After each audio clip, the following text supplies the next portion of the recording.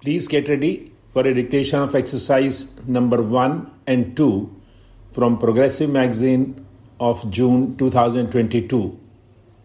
5 seconds. Start. Sir, the House would recall that when I introduced the Constitution 64th Amendment Bill, I had said that government intended to bring forward in the monsoon session major legislation relating to the urban local bodies. We are now fulfilling that commitment.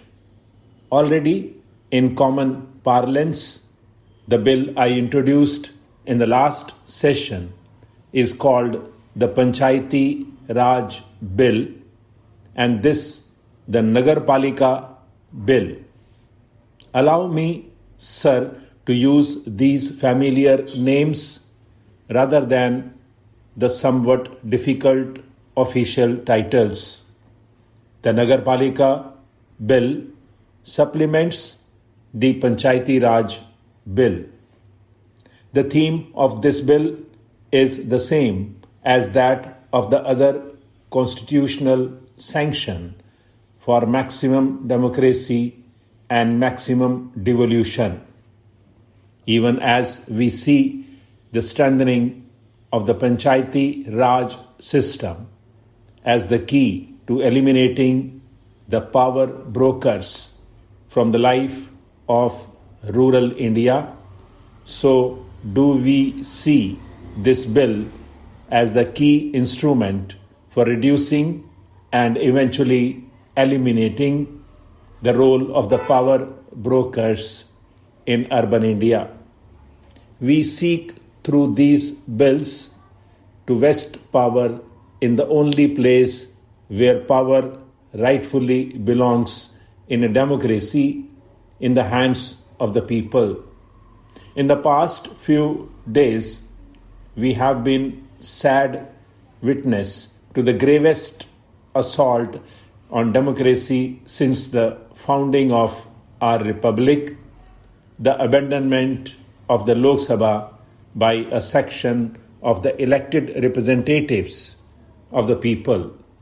In the last general elections, the people gave the Congress an overwhelming mandate to govern the country for the 5 years.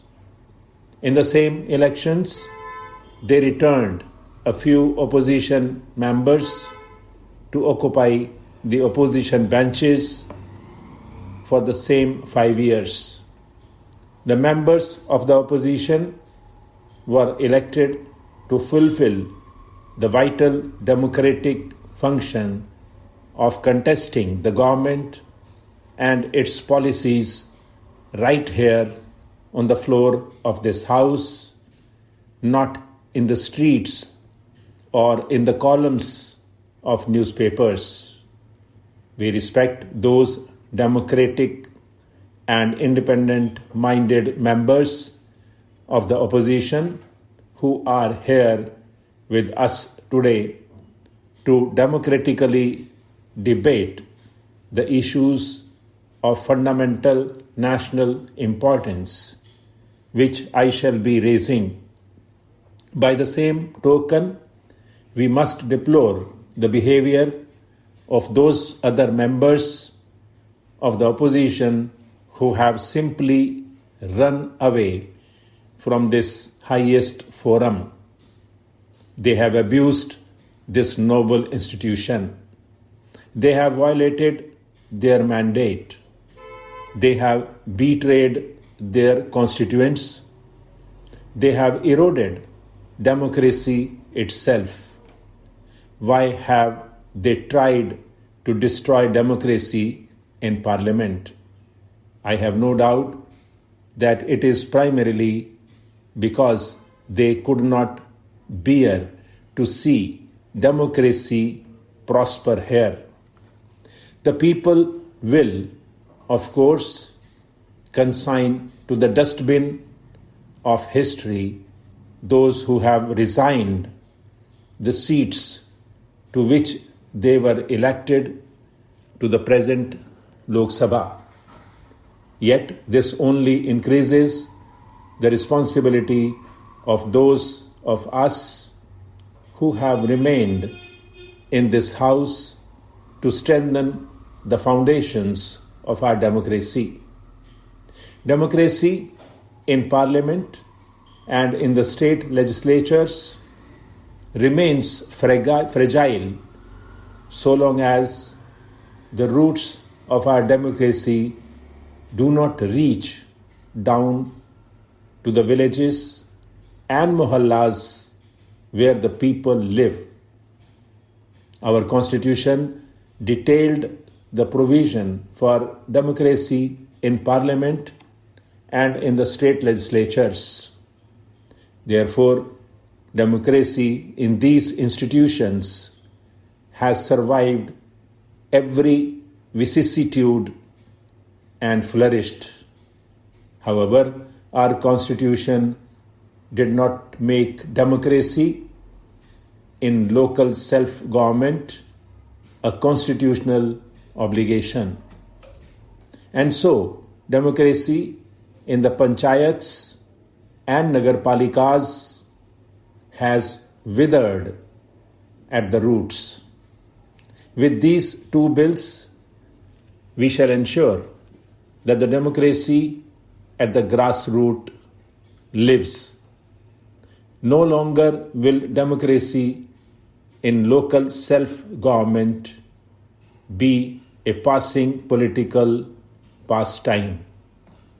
Through these bills, democracy in local self-government becomes a solemn constitutional obligation, an obligation that can neither be outcasted nor flouted for reasons of expediency or indifference. We wanted to come to this House only after consulting all the chief ministers. Tragically, but in keeping with their position to avoid democratic discussions, all but two of the non-Congress chief ministers stayed away from the discussions. Many of them refused to let the elected representatives of their parties participate in the Nagarpalika Sammelans, and I believe one of them has dismissed some of those who participated in those discussions.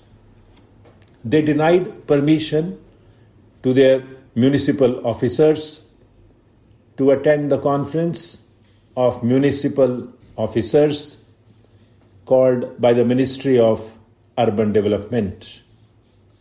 We have done our best. We have done all we can to involve them in a nationwide debate. They say there must be consensus before the Constitution is amended, but refuse to come for a discussion. How can a consensus be forged without dialogue?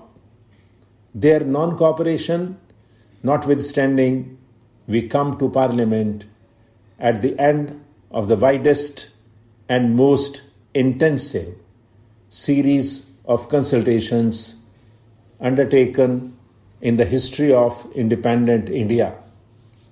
I have personally interacted with over of 25,000 knowledgeable and experienced persons, most of whom are elected representatives of the people, before coming to this House with the Panchayati Raj and Nagarpalika bills. Times out of number, we have stressed that this is not a center-state issue. Why should the constitutional enshrinement of democracy in the panchayats be a bone of contention between the center and the states? Why should reservations for the scheduled castes and the scheduled tribes and women be a matter of confrontation between the center and the states? Stop.